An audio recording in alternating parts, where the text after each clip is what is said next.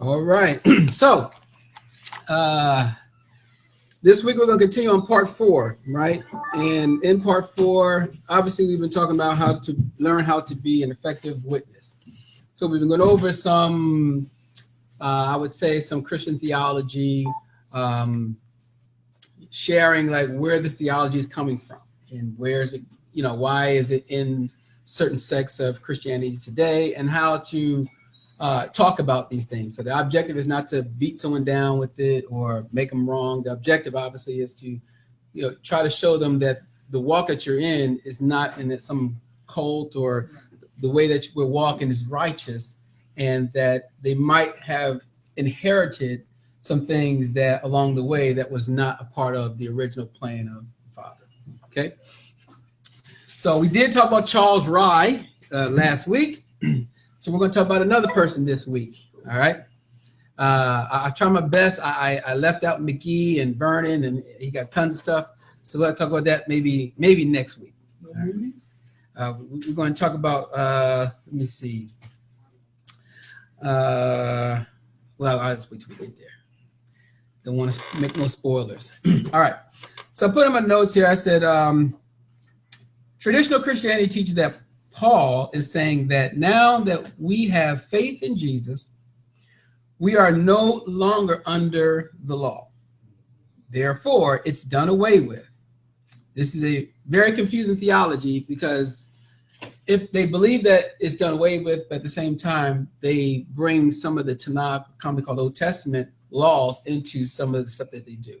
Right? So we'll see how that works. All right. So how many of you heard of Samuel Bolton? Okay, no worries. I agree with one thing he says. I'm going to read what he says. Samuel Bolton stated something, and he said, "This law sends us to the good news, that we may be justified, and the good news sends us to the law again to inquire what is our duties being justified." Come on now, that's actually true. Okay, so that's a good thing he had. I'll leave it at that. That's one of the good things he said. All right. So everyone's familiar with, I guess I'll say,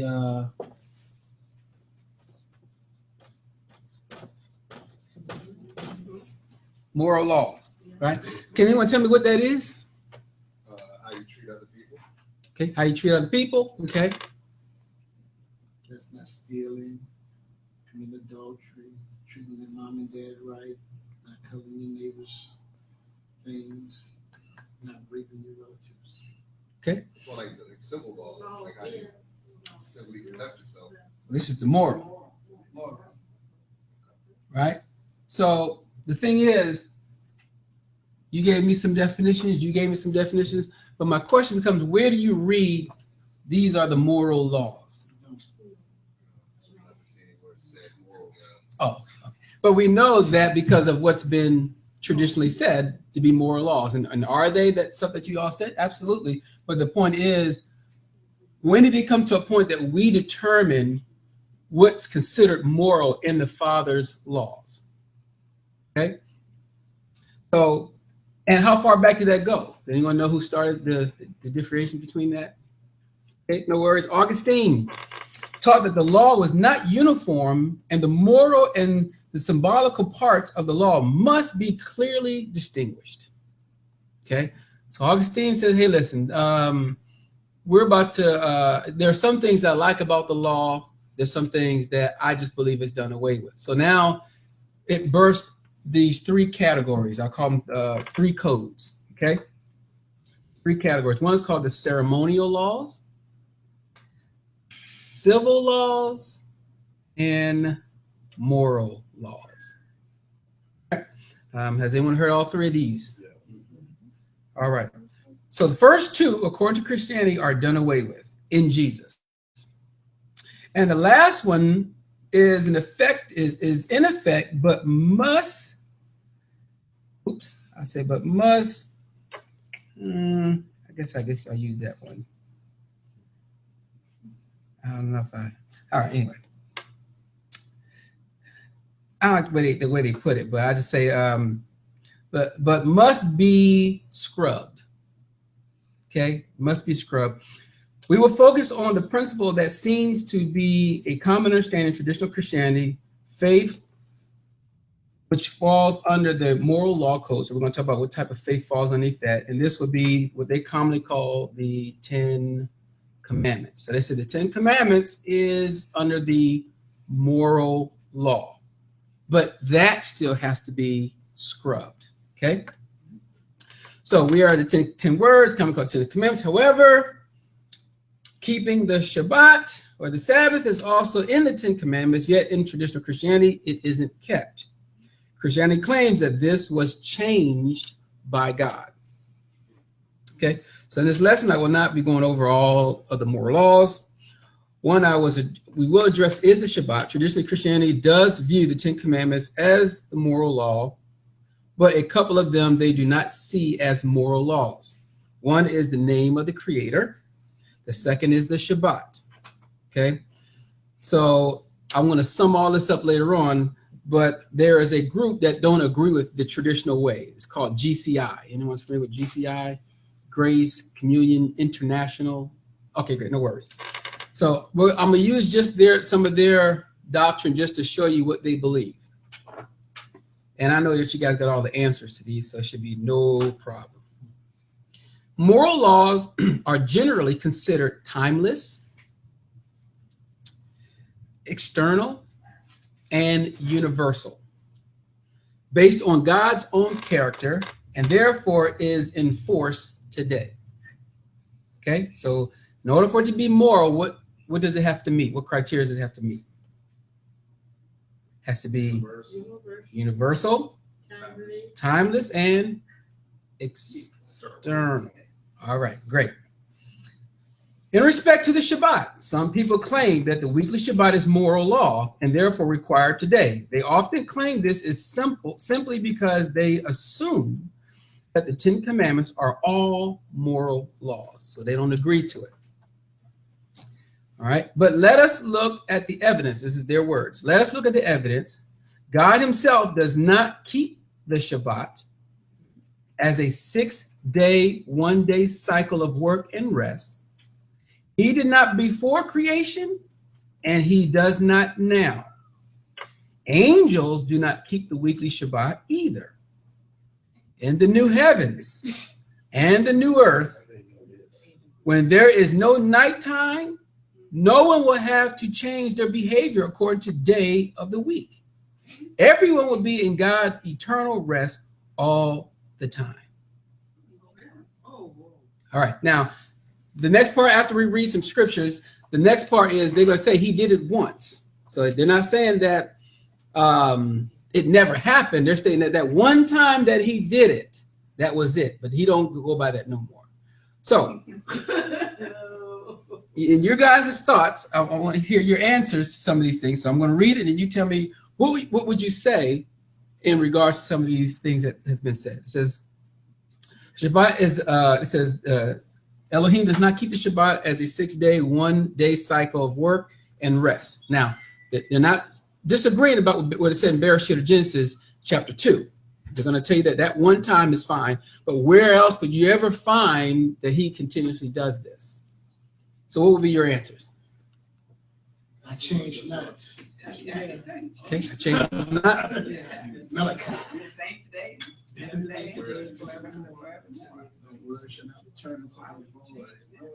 Okay. It's changing.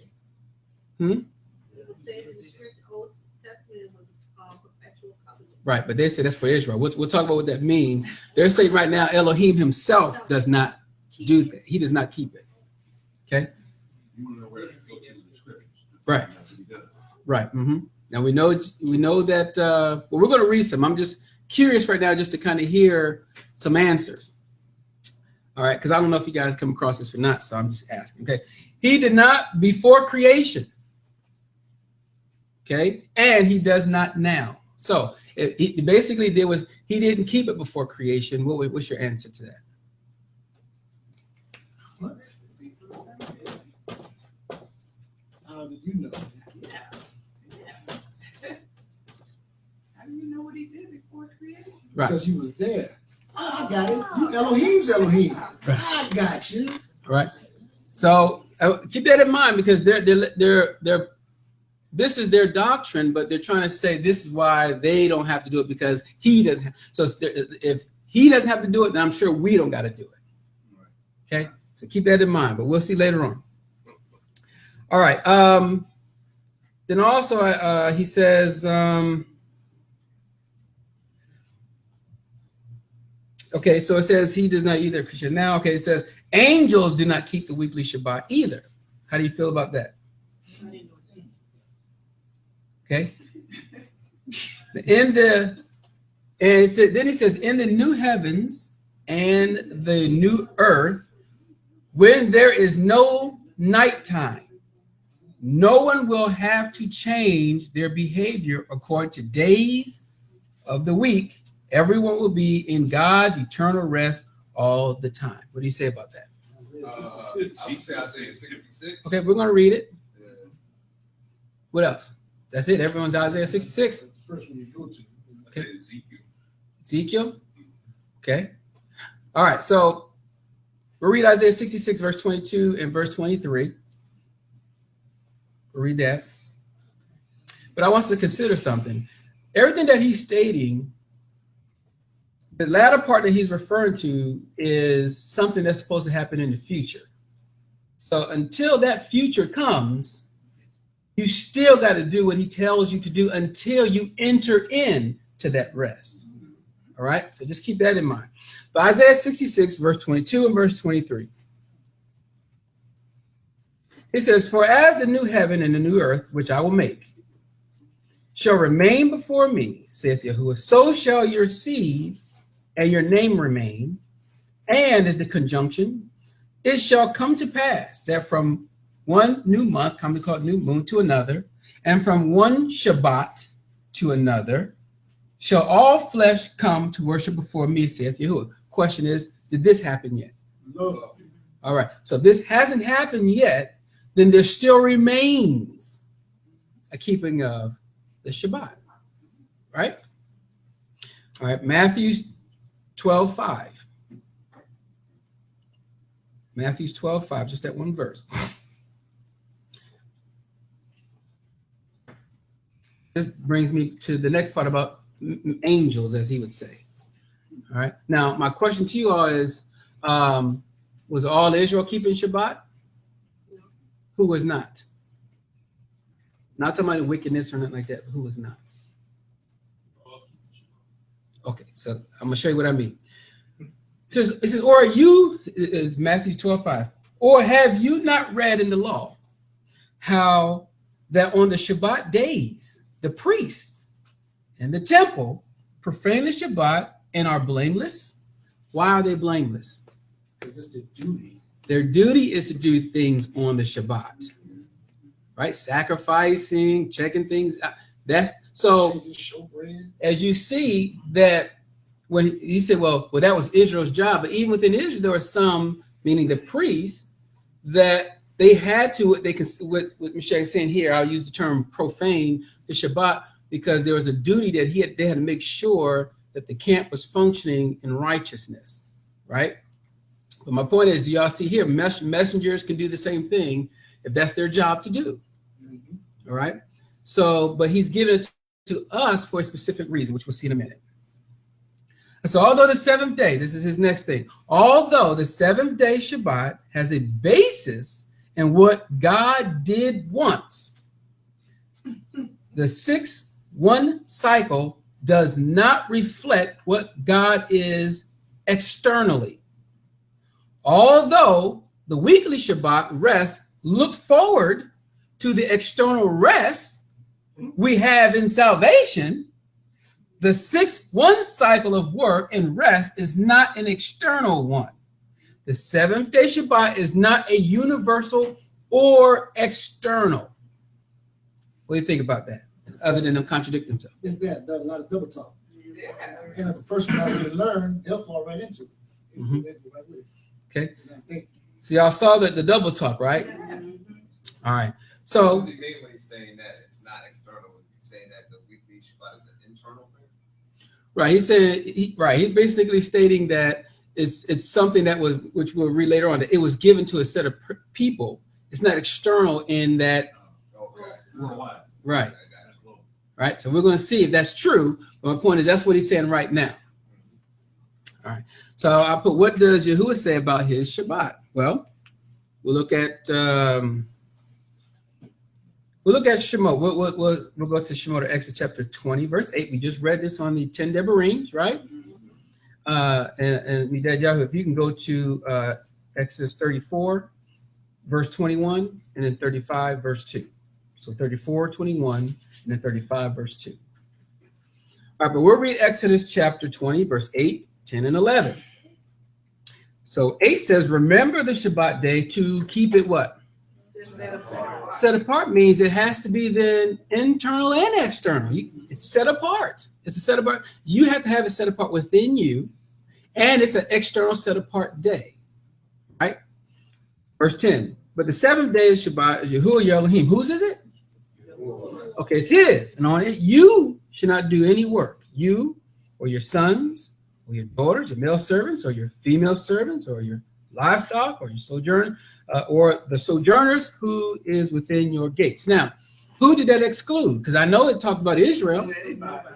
All right, so if you're within the gates, I don't care if you're a handmaid and servant, whatever you are, or just sojourning with them, it didn't leave anybody out. This what you must do.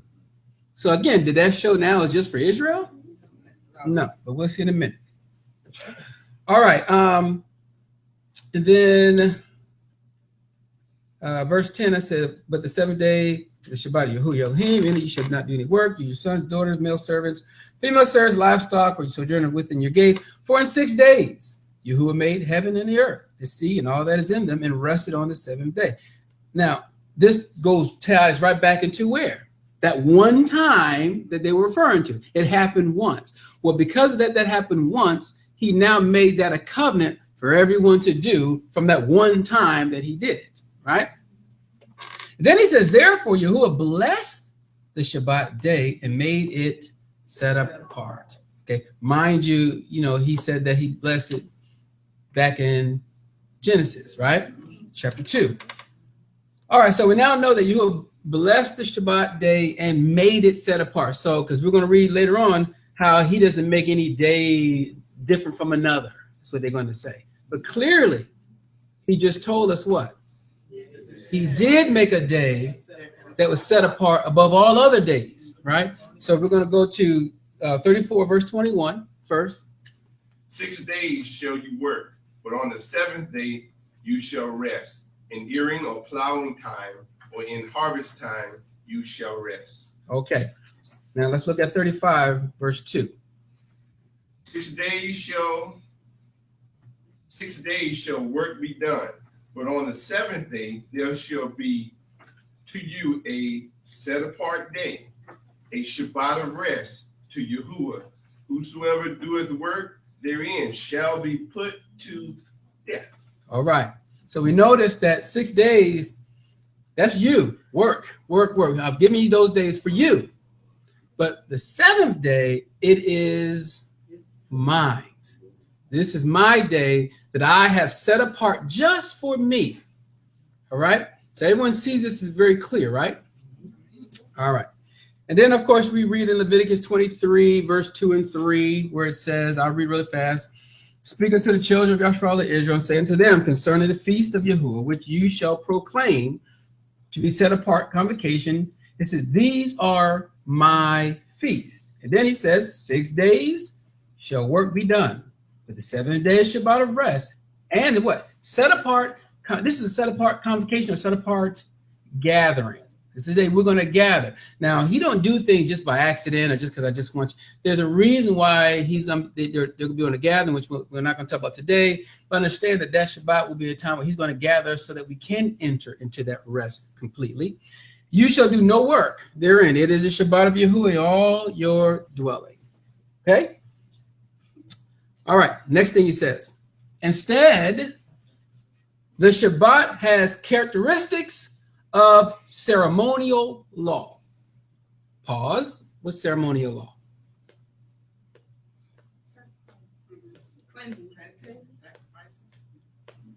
ceremonial law, I know, like the feast. He's talking about the weekly Shabbat.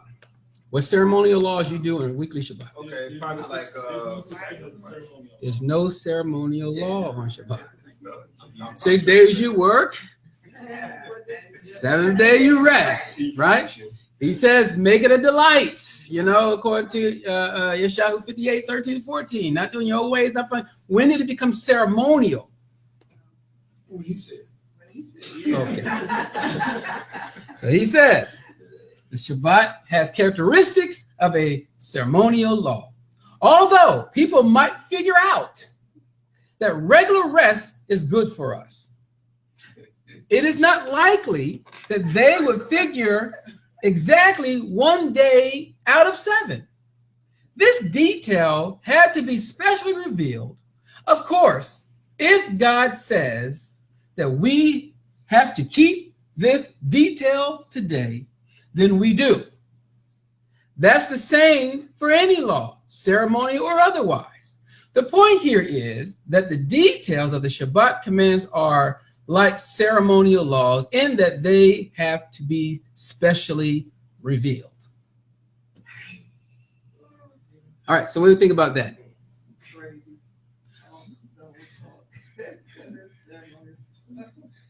All right. It's been revealed. All right, so let's think about it. We know that it was given back in Bereshit, right? It's blessed to set up. So would you agree then that when it came out of Mitzrayim, he had to reintroduce it to them, right? So they reintroduced it to them, and then they began to keep it, right? But then he said, now let's make it into a covenant, and then now this is supposed to be perpetual, generational, on and on and on and on, right? All right. Let's look at Hebrews chapter 4, verse 4 through 10.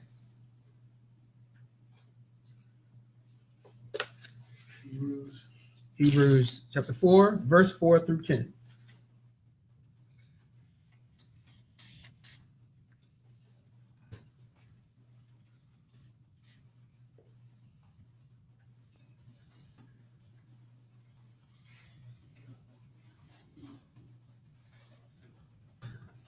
All right. He says, for he spoke in a certain place of the 7th day on this wise, and Elohim did rest the 7th day from all his works.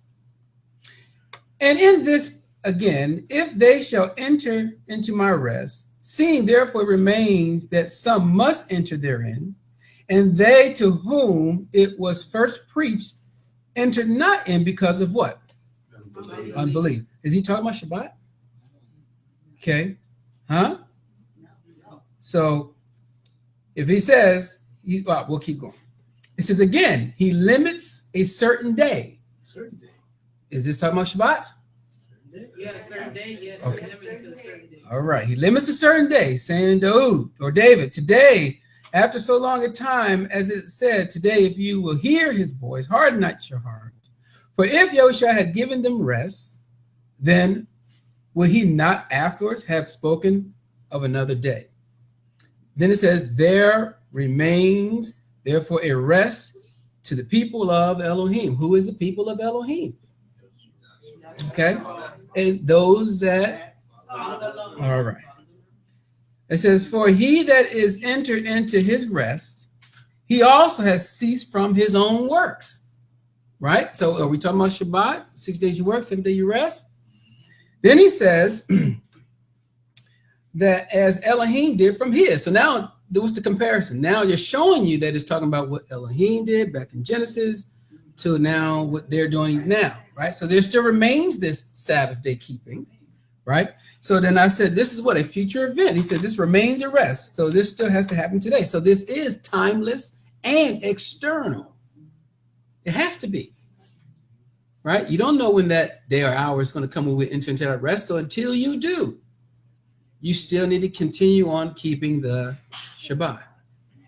All right, let's go to this next thing. He says, the Shabbat or the Sabbath law says that behavior that is perfectly acceptable one day is forbidden the next, merely because it is a different day of the week.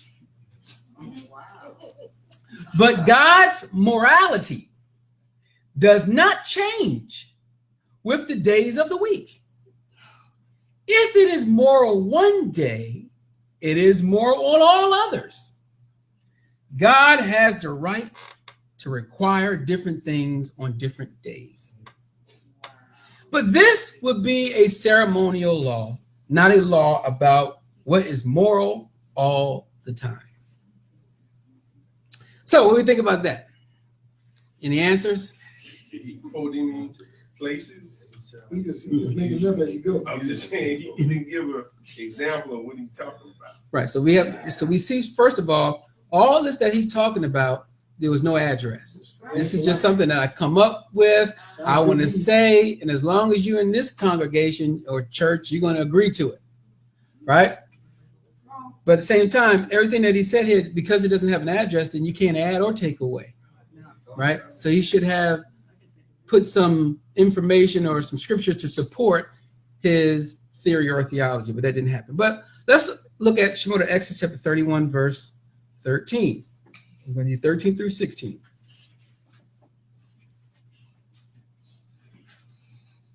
What's the address? 31, Shemot Exodus 31, 13 through 16.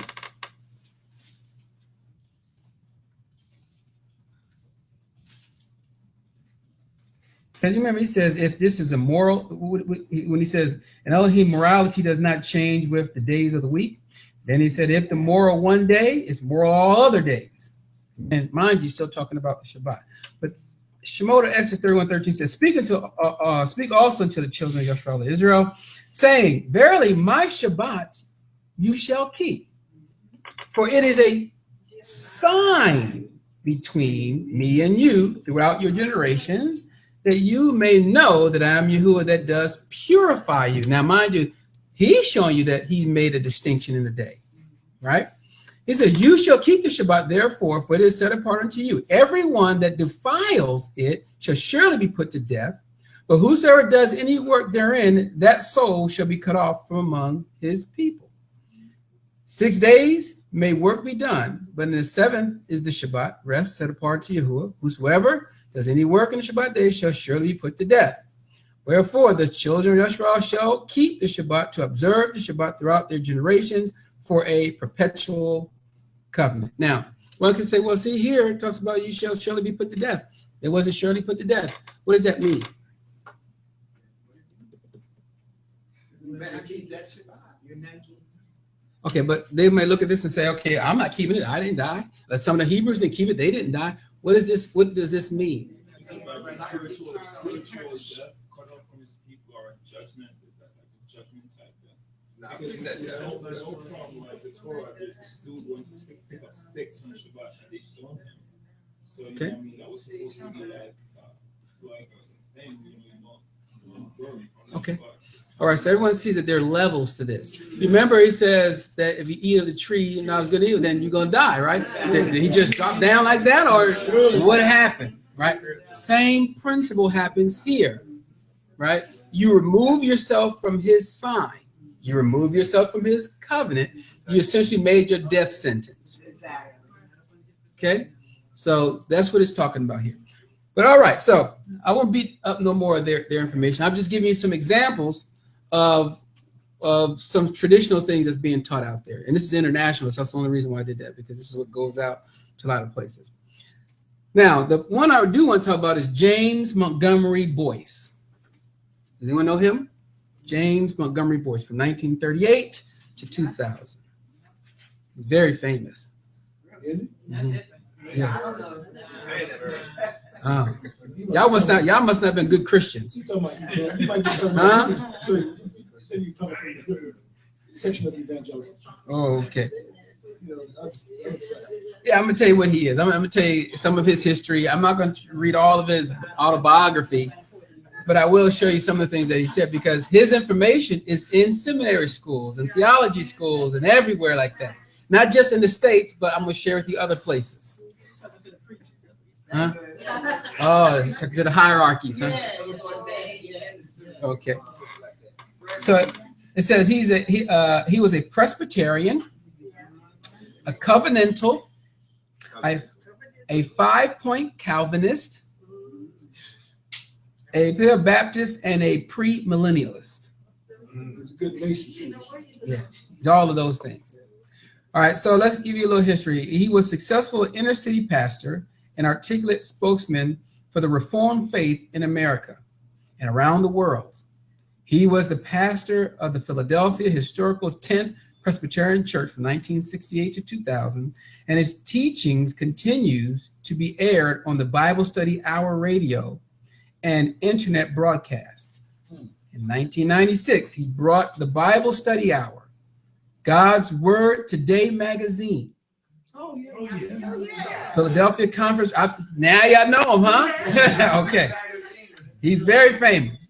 Philadelphia Conference Reformation Theology and other Bible teacher ministries under the umbrella of the Alliance of Confessing Evangelical Incorporated, which also includes the White Horse Inn broadcast and Modern Reformation magazine, both founded by Michael Horton. Under Dr. Boyce's leadership, 10th Presbyterian Church became a model for ministry in America's northeastern inner cities. Under his leadership, the church established a preschool for children ages 3 to 5, a high school known as City Center Academy, a full range of adult fellowship groups and classes and specialized outreach ministries to international students, women with crisis of pregnancies, homosexuals, HIV positive clients, and the homeless. Dr. Boyce gave leadership to groups beyond his own organization for 10 years. He served as a chairman of the International Council of Biblical Inerrancy from the foundation of 1977 until the completion of its work in 1988. The ICBI produced 3 classical creedal documents: the Chicago Statement on Biblical Inerrancy, the Chicago Statement on Biblical Hermeneutics, and the Chicago Statement of the Application of the Bible to Commentary Issues. The organization published many books, held regional authority of Scripture, seminars across the country, and sponsored the large lay Congress of the Bible, which met in Washington, D.C. in September 1987. He also served on the board of Bible Study Fellowship.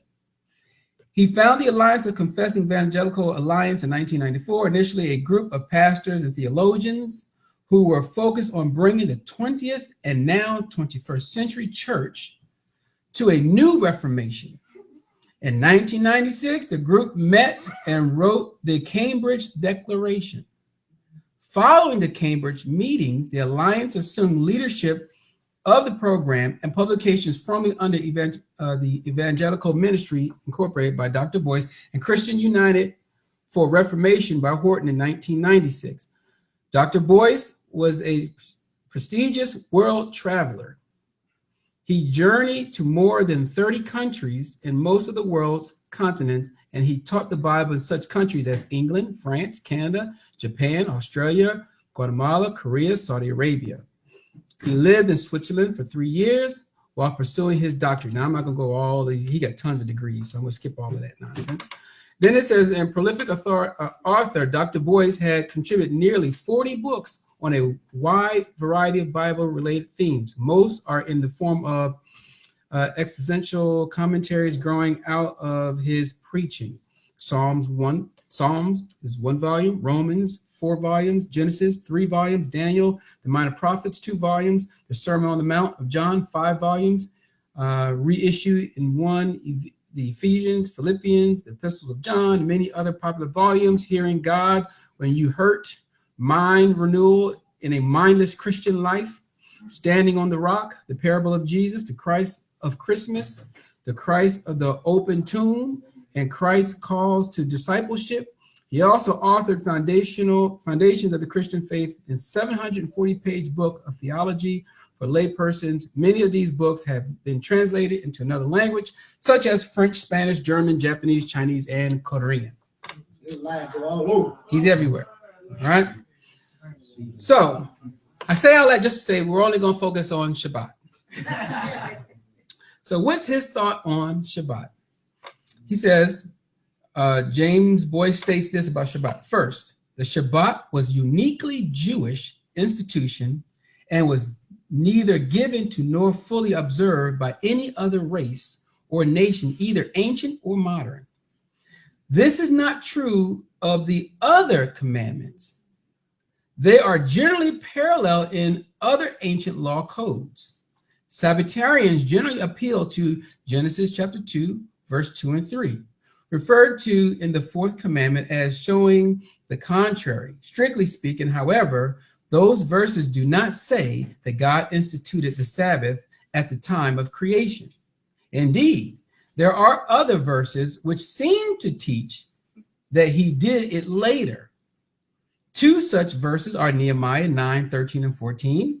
Those verses link the giving of the law concerning the Sabbath to Mount Sinai and imply that the Sabbath was now known or observed before that time. Maybe he said it's implied. He says another important passage is in Exodus 31, verse 12 through 17. Those verses portray the Sabbath as a covenant sign between God and Israel. That is important, for it is repeated twice. It is hard to see, therefore, how observance of the Sabbath can legitimately be said to be applied to other nations. On the contrary, it was observed on the Shabbat or the Sabbath that was to distinguish Israel from nations, much as circumcision set them apart. But what about Sunday? Sunday is another day established by God, but for the church rather than for Israel, and with quite different characteristics. The Sabbath was a time of rest and inactivity. In fact, failure to rest had strict penalties attached to it. By contrast, Christian Sunday is a day of joy, activity, and expectations. The fact that Sunday was established and that Sabbath abolished is seen in the worship of the early church. That's his understanding of Shabbat. I know you guys, when Shabbat's over, you're going to run out, go on Amazon, get his books, and get to study. I understand. But before y'all do that, let's just see what he's talking about. Let's talk about all his proof. Okay? So a lot of stuff, obviously, you read is false, right? So I said, regarding the Sabbath only being given to the Jewish people. So what institutions or commandments did Elohim give to any other but Israel? None. So every commandment he gave was given to Israel, or Yashar'al, to set them apart as his people, to be a light to the world for Elohim. Okay, we're going to read that. Before we get into scriptures, I want to state the obvious fact. If this was for Yahudim, the coming called Jews, was not the Mashiach from the tribe of Yehuda? Are they not following a Mashiach that in his culture keeps the Shabbat? So yes. So where would see him doing? Why would we see him doing away with his own culture? But anyway, or the Father's law. But we'll look at this here. So let's see what he made Israel to be or to do. Isaiah 42, verse 6.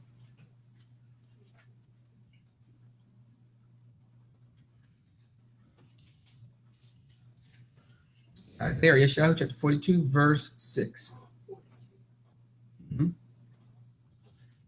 give you all the places. 42, 6, 49, verse 3, verse 5, and verse 6. Okay, so Isaiah 42, 6, Isaiah 49, 3, Isaiah 49, verse 5, and verse 6.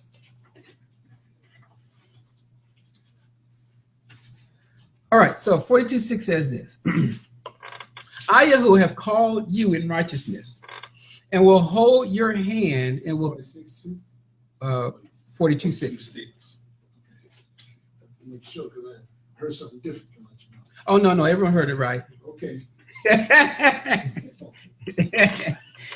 All right, 42, 6.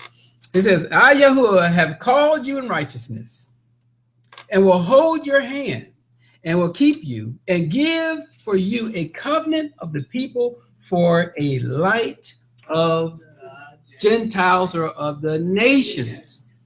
Okay? Everyone sees that Israel's purpose was not to take all of the firstborn rights and keep it to themselves, but to also give out the righteousness, or we're going to see later on, salvation of who he is and what he's coming to do. Right? So everyone's good so far. All right. Now we're going to 49, verse 3, and then verse 5 and verse 6.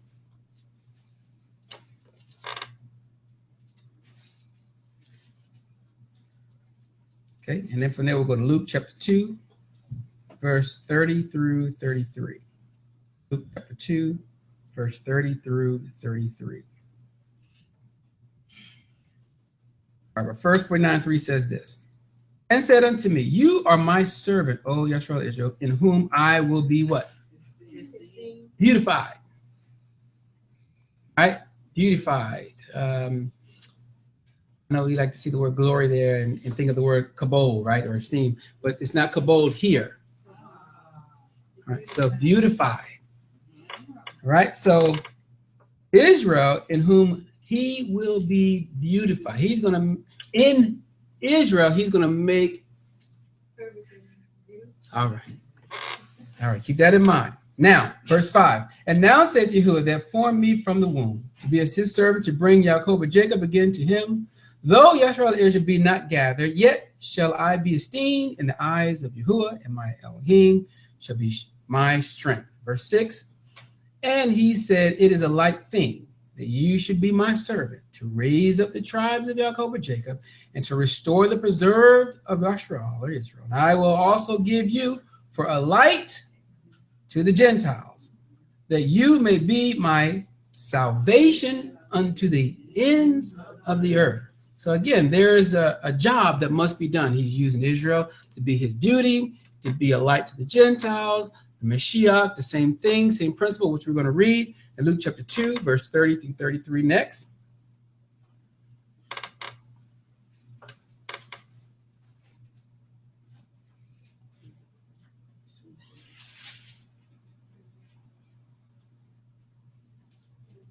Okay, Luke chapter 2, verse 30 through 33.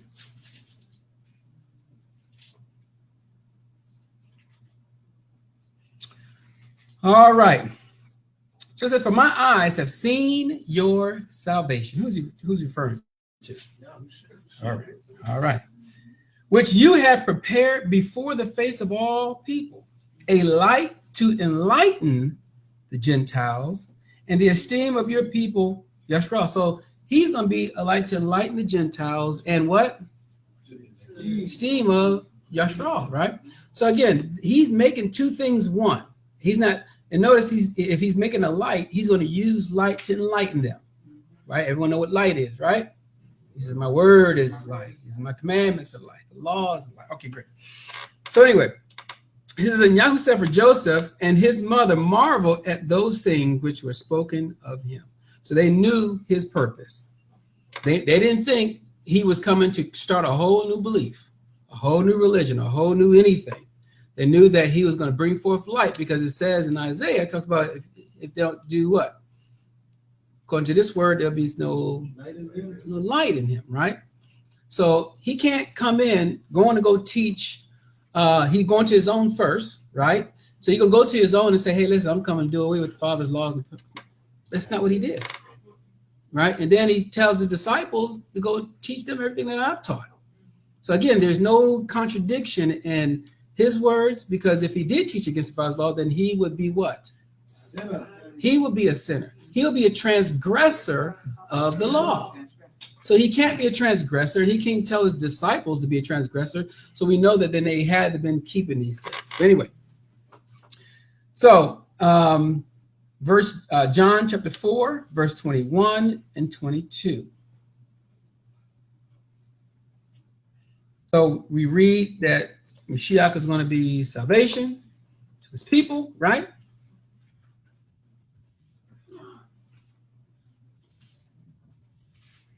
And to be a light. So we know that that's what his job is going to be. John 4, 21 and 22 says this. God says unto her, woman, put your tail down. Oh, that's a different version. Oh, my bad. I says, woman, believe me, the hour comes when you shall neither in this mountain nor yet at Jerusalem worship the Father. For worship you know not what we know, what we worship for what? Salvation is of the. What does that mean? It means that he is their salvation, and salvation comes through them. Okay, so we say the Mashiach is salvation, but also the salvation is going to be coming through the Yahudim. So if it's going to be coming through the Yahudim, how did this change? Okay, so that's why he tells them about Matthew, which we'll read a little bit. Huh? He said, my words when I come back void. That was the church. Mm-hmm. We got to tell him, he says, well, in the latter days, then he says, my word will judge you, right? So if his words are going to judge him in the latter days, we can't make a difference between, well, once he died, then it's changed. When it says, after he died and resurrected, he said, not going to teach you everything I've taught you. What? Why didn't he say, now that I die, scratch it. Let's do something new here. That's not what he said. Okay, so now we got to figure something out. Let's look at Luke 24, verse 22, just that one verse. And then we're going to go to Isaiah 56, since I said we're going to home in on Shabbat. I want to make sure I stay on topic. Leviticus, or Ikra chapter 24, verse 22. Leviticus. What y'all talking about? That's Leviticus. Leviticus. Huh? Oh, I'm sorry that you had to do that. That same song ain't working too good for you. Leviticus 24, verse 22. Yeah. Uh-huh. And then Isaiah 56, 1 through 7. Yeah. That's it. Isaiah 56. 56, 1 through 7. Huh? I know there's a lot of jet lag in the room. Just still thinking about the land. It's coming to me. All right, so Leviticus chapter 24, verse 22 says, you shall have one manner of law, as well for the stranger as for one of your own countrymen. For I am Yahuwah Elohim. So notice here, did this exclude Shabbat or something? No. All right. Well, let's go look at it because we talked about that stranger. We saw that stranger. So let's look at Isaiah 56, starting at verse 1. Isaiah 56, starting at verse 1.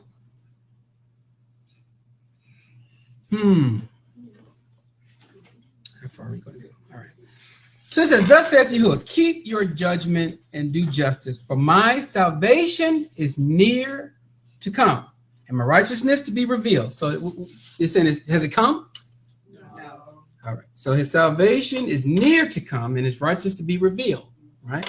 So we believe that is Mashiach. Right? All right. Number 2, blessed is the man that does this, and the Son of Man that lays hold on it, that keeps the Shabbat from polluting it, and keeps his hand from doing any evil. Does that sound like an option for you? No. So it can be for those that don't want to take hold of it, right? All right. Verse 3, listen to what it says. Since we talk about the stranger, it says, neither let the son of the stranger that has joined himself to Yahuwah speak, saying, Yahuwah has utterly separated me from his people. So that must mean what? Huh? Stranger? Okay, so again, mind you, if we're the light, you don't want to separate if they desire to learn of the light, right? So they said, don't act like they've been separated, knowing that you saw throughout Torah, they weren't like that. But anyway, it says, the other separated me from his people, neither let the eunuch say, behold, I am a dry tree.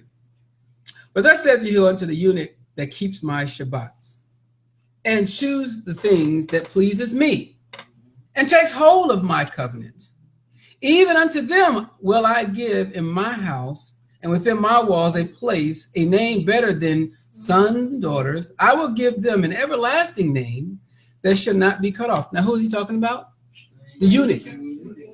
So if they take hold of the covenant, that's the question. Because if they do take hold of it, they got to take hold of the Shabbat and everything that comes with it. And if they do that, then they'll be allowed to get these blessings. But we'll keep going. Now, verse 6.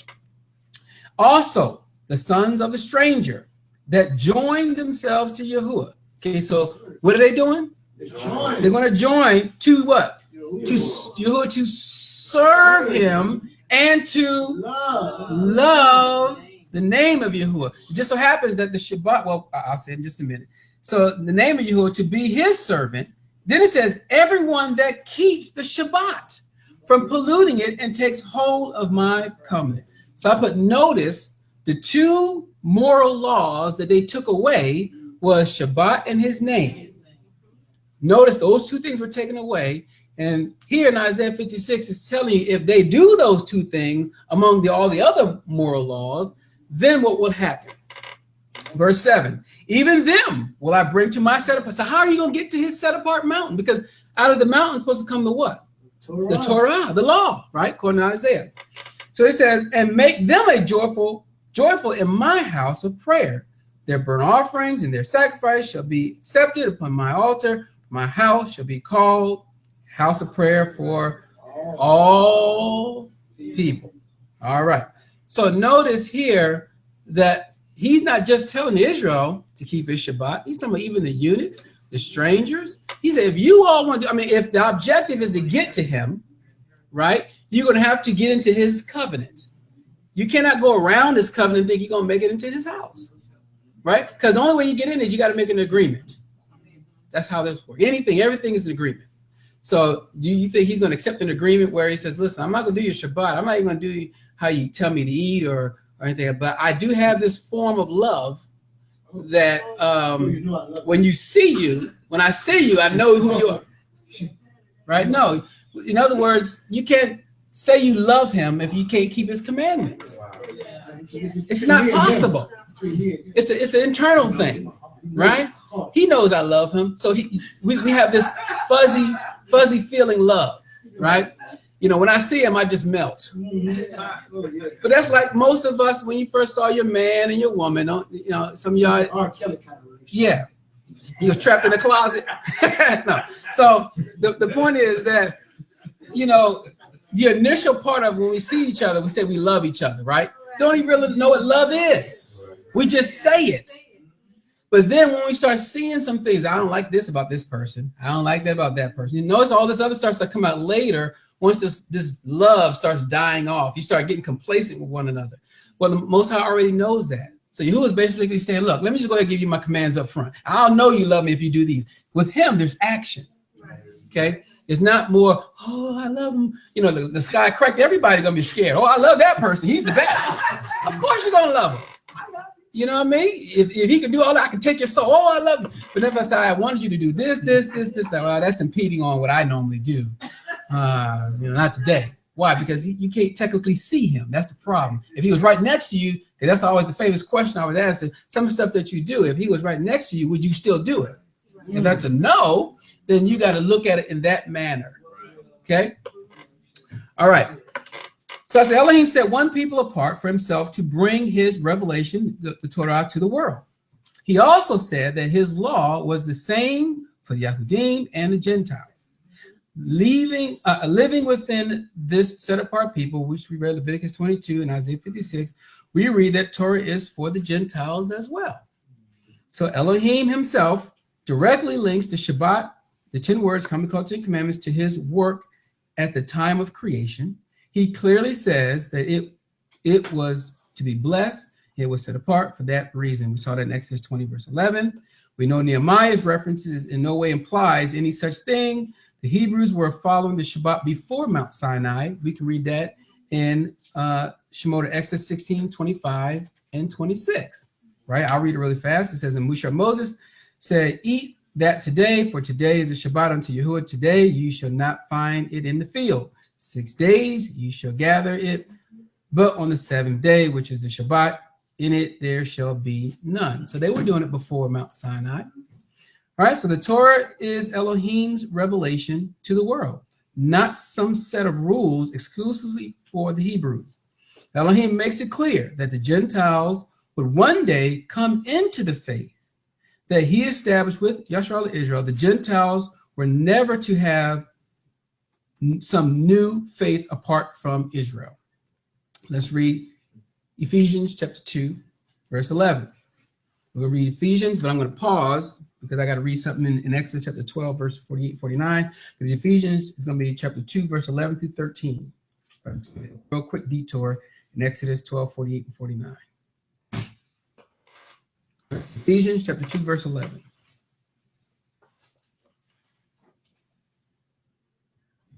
And let's see, we're almost, oh yeah, we're almost done there. Okay. You can say 28, 49. Right, yeah, we're going to go to Ephesians chapter 2, verse 11. And I'm going to make a detour to Exodus or Shemot chapter 12, verse 48 and 49. And we'll come back and read Ephesians chapter 2, verse 12 and verse 13. So 11 says, wherefore remember that you being in time past Gentiles in the flesh, who are called uncircumcision by that which is called the circumcision in the flesh made by hands. What is he talking about? He's talking about the northern kingdom here, and back when they were divorced, and they were, I don't know, keep going. Okay. You know, was the little beef between, you know, the Jews was getting at the Stalin. That's why he was saying that there was called there were one Gentiles in the flesh by the circumcision, because you know what I'm saying, it was a beef between the No. oh, so you don't want to talk about. No, I got you. Pharisaical order, they were trying to say that they're saved through being sons of Abraham through circumcision. That's a part of it. Okay. So here's what I want you to get out of this part here, because I don't want to overly complicate it, because sometimes if you're talking to someone that's traditionally a Christian, they're looking at this as Gentiles, period, right? So be it if the northern tribe got divorced, they became Gentiles, versus it's talking about Gentiles in general. My point is that in the flesh, as it's referring to as Gentiles here, right? Then it says who are called uncircumcised. So by the circumcised, that means the circumcised would have to be the Yahudim, right? All right. So my point here, though, is first is these Gentiles in the flesh were called uncircumcised by that which is called circumcision in the flesh made by hands. So if I go to Exodus chapter 12, verse 48 and 49, it says, and when a stranger sojourns with you and will keep the Passover, the Pesach to Yahuwah, let all males be circumcised, and then let him come near and keep it, and he shall be as one that is born in the land. For no uncircumcised person shall eat thereof. One law shall be to him that is homeborn, and unto the stranger that sojourns among you. So it doesn't matter when if you think about it, say, well, I don't do this. This right here carried over from Abraham, the covenant was with Abraham. They said we're of Abraham's seed, right? It carried over into the Father's feast day, right? So the covenant is a continuation, is an augmentation, there's a growth in the Father's covenant. There's no changing, there's no doing away with. It's just making it stronger. But the point I'm making here so far is that these strangers can be a part if they do certain rules and regulations. Verse 12 says, back to Ephesians 2:12, it says that at that time you were without Mashiach, being alien, listen to what you're being alien from the commonwealth of Israel, strangers from the covenant of promise, having no hope and without Elohim in the world.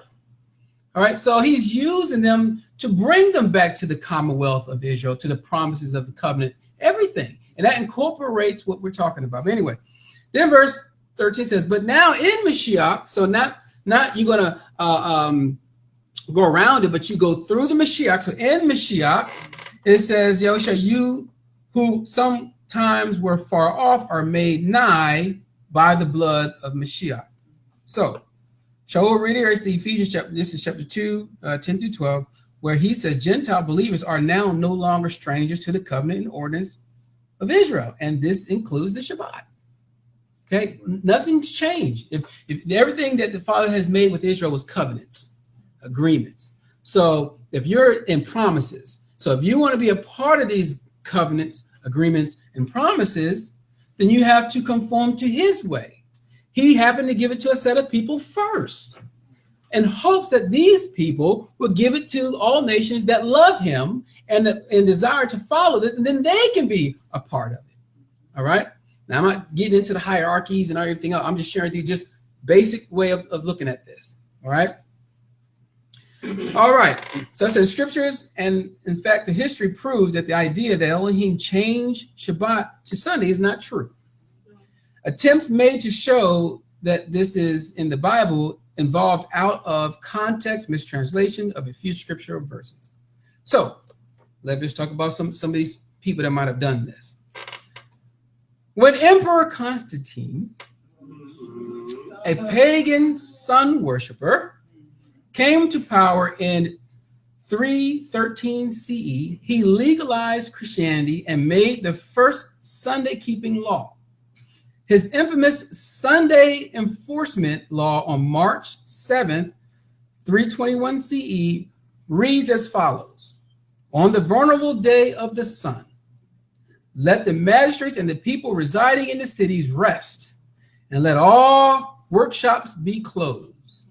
This is the Codex Geneticus, chapter 3, 12 and 3. And then it says the Sunday law was officially confirmed by the Roman papacy. The Council of Lucidia in 364 CE decreed Christians shall not Judaize and be idle on Saturday, but shall work on that day.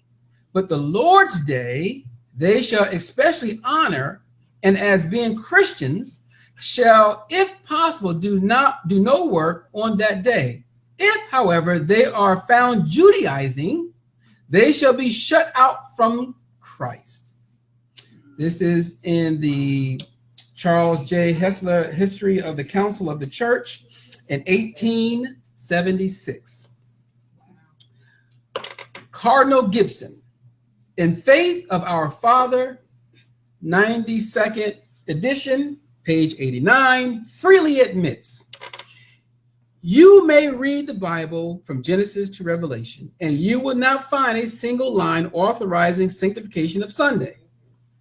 The scriptures enforce the religious observance of Saturday, a day which we, the Catholic Church, never sanctify.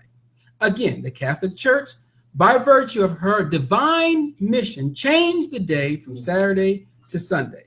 This is under the Catholic Mirror, official publication of James Cardinal Gibson, September 23rd, 1893. The Shabbat was and is far more than just a rest day. Okay, the statement that failing to rest brought strict penalties is inaccurate. We are to make it a delight, according to Isaiah 58:13 and 14. Shabbat was and is a day of study, prayer, praise, devotion, focusing on the coming Shabbat. We would enter into one day with the Mashiach. The Shabbat also links to the coming wedding. Okay. All right. So anyway, the fact that Shabbat was abolished for Sunday is not a sign that Elohim commanded it. Rather, that Gentiles had taken over and perverted the word of Elohim of Yashar'al for Israel. This subject is dealt with further later on, in which we're going to talk about. So I put history shows that Sunday worship, replacing the Sabbath, is a tradition of man, especially the early Roman Church.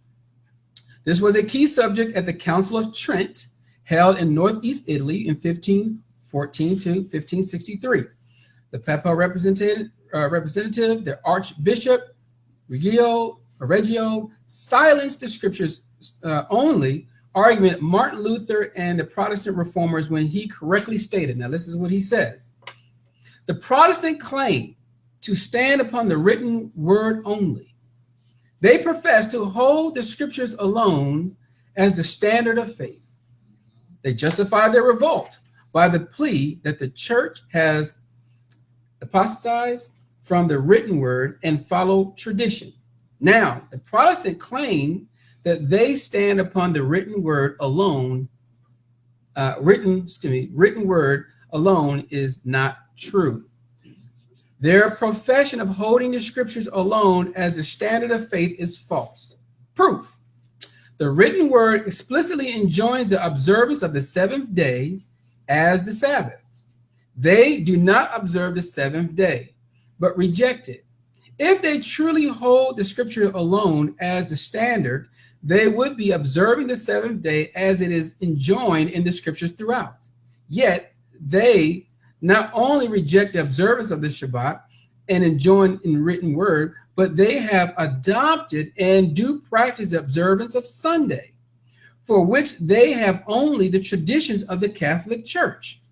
Consequently, the claim of scripture alone as the standard fails. The doctrine of scripture and traditions as essential is fully established, the Protestants themselves being judges. It says they met on Sunday.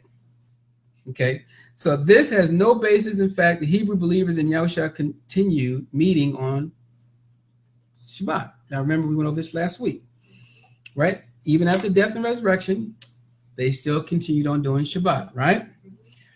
But in Acts 27, the first day of the week, for the Yahudim like Shaul Paul began at sundown at the end of the Shabbat, not Sunday. So we're going to read what Acts 27 says, where it says, and upon the first day of the week, when the Talmudim, the disciples, came together to break bread, Shaul Paul preached unto them, ready to depart on the morrow and continue his speech until midnight. So they use this as to say this happened on Sunday. But they do a little bit more investigation. What would they find? It's like also Shabbat, like tonight, like when the sun go down, like when we chill and fellowship and stuff. Right. So traditionally what happens after they leave the synagogue is not going to stay open until midnight. So when the synagogue closed, they would leave and go to people's houses and continue the fellowship, and that will go down into the next day and then all the way through midnight. So that's why these were what we was talking about in the book of Acts. All right, so salvation was and has always been by faith and obedience, not by works. Works are produced through your faith and obedience. Yahuwah first saved them from Mitzrayim or Egypt and then gave them the laws at Mount Sinai. Outwardly, all who passed through the sea or the Red Sea experienced the salvation of Yahuwah. Everyone agrees? But inwardly, only those who were true children of Abraham and who put their trust in the promised word of Yahuwah were the recipients of the eternal salvation and were able to make it to the promised land. Okay, so you see the pattern. The pattern is the faith first, and then came what? Faith, the obedience, his information. Now we got to see if this information, where the seed laid in you, to see if you can endure to the end to make it into the promised land. Okay. So in closing, we're going to close out with the law to yourself. Okay, Romans chapter 2, verse 12. It's the last part. Romans chapter 2, verse 12. So we're going to actually do 12 through 16.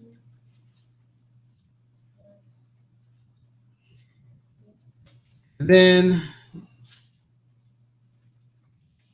there's 4 other places just to go with the context here, which is going to be Deuteronomy 30, verse 10,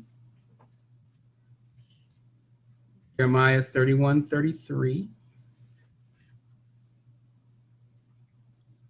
Hebrews 8, 10, Hebrews 10, 16. And that's going to be our closing. All right, so first start Romans chapter 2, verse 12. It says, for all who have sinned without the law will also perish without the law. All who have sinned under the law will be judged by the law. But it's not the hearers of the law who are righteous before Elohim, but the doers of the law who will be justified. How would you, is it now, everyone notice it's a future tense, right? So he's letting us know. They said the hearers of the law, those who hear, those who obey, those who guard, right? Do these things, right? He says, The laws are righteous before Elohim. These are the ones that are righteous before Elohim, but the doers of the law who will be what? They will be justified. Why? Because his word can never come back void. It's just not going to happen. Verse 14. For when Gentiles who do not have law by nature do what the law requires. What laws what are you talking about? Okay, so again, there is a coding, if you will, that's within you. If you didn't know what the law is, there should be something that would tell you don't steal, for an example, but that's also in the law, right? Okay. This is so by nature do what the law requires. So it's not doing away with it. It's just if you don't know something in you should say that's not right. Man, my man's bleeding. I think that's not good, you know? All right, anyway. So it says the law requires, it says they are a law to themselves, even though they do not have the law. We do not meet that requirement.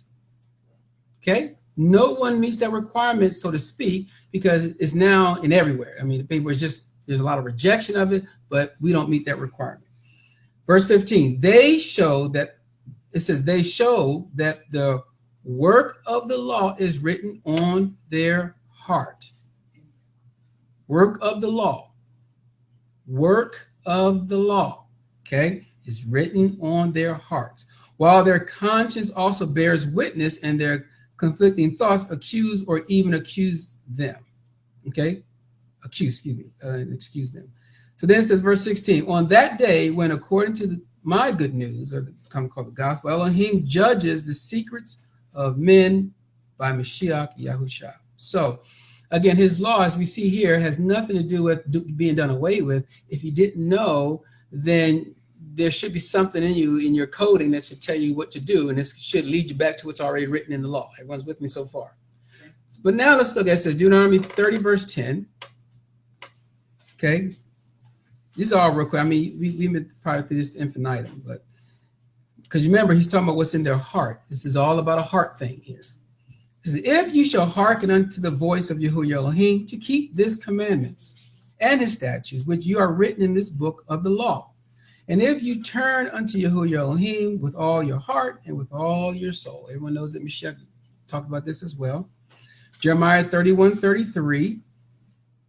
Where it says, but this shall be the covenant that I will make with the house of Yashar'al Israel after those days, saith Yahuwah, and I will put my law in their inward parts and write it on their hearts and will be their Elohim, they shall be my people. Again, his law, his commandments are not going anywhere, right? Hebrews 8:10 confirms this. It's still ongoing. It says, for the covenant I will make with the house of Yashar'al Israel in those days, saith Yahuwah, I will put my laws in their minds and write them on their hearts, and I will be them to them an Elohim, and they shall be to me a people. And then finally 10:16 says, this is the covenant I will make with them after those days, saith Yahuwah, I will put my law into their hearts, and in their minds will I write them. So again, notice these are all future tense. Even after the death and resurrection of Mashiach, his laws is still going to be in their inward parts, in their heart. So everyone sees that part, right?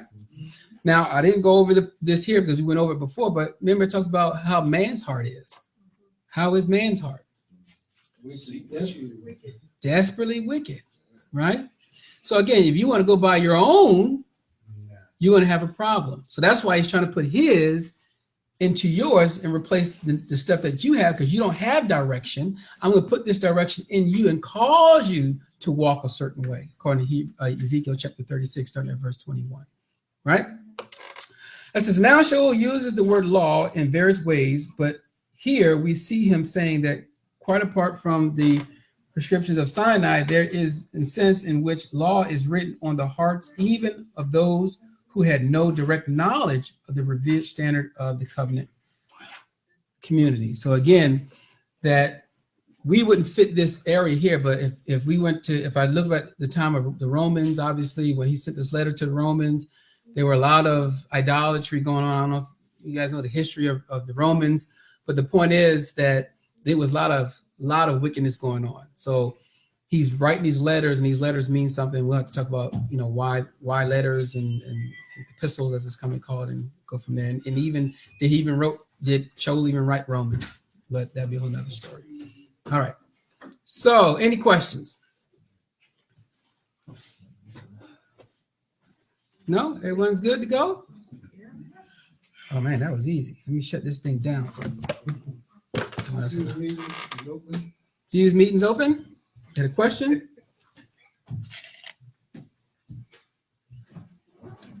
All right. So that closes out everything as far as the lesson. I mean, I got more to go as far as this series is concerned.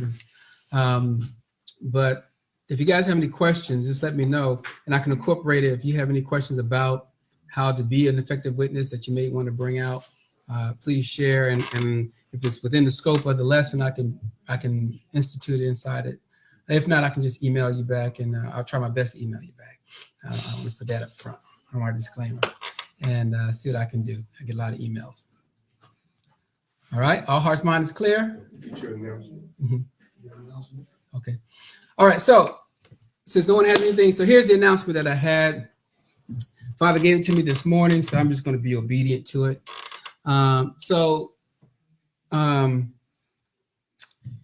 Yashar'al will be doing a lesson soon, but he'll be a moray, and yeah, I don't know about that. Oh, leaning to the side. And Kadaryahu, you're gonna have to learn the computer as far as what he's doing. All right. Your Isha means there's a lot of responsibility that comes with the moray. So as the moray's Isha, there's a lot of stuff that has to come down the pike. We'll talk about all those things. All right. Hallelujah. All right. Hallelujah. All right.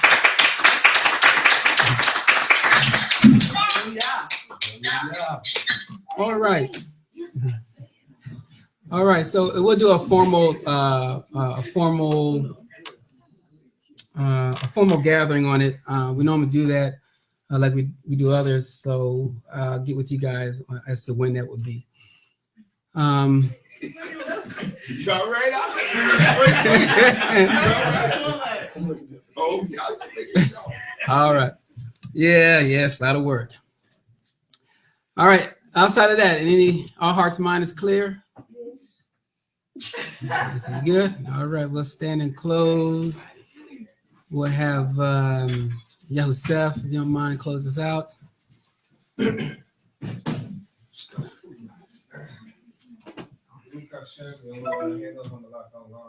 Allah for another gathering, to be part of your Shabbat, your set apart days, to hear your word and be a light amongst the nations. What we learned today, let it resonate within our spirits and our souls, that we can give it to others. Allah. We say, Torah for all that you've done throughout this week as we prepare to go into another week. Bless everybody that's on YouTube and on the streaming sites. Everybody in this room, bless the food that was prepared. Let the other being of Yashar'al say hello, Yah. Hallelujah. Amen. All right, Fuse, it's all yours.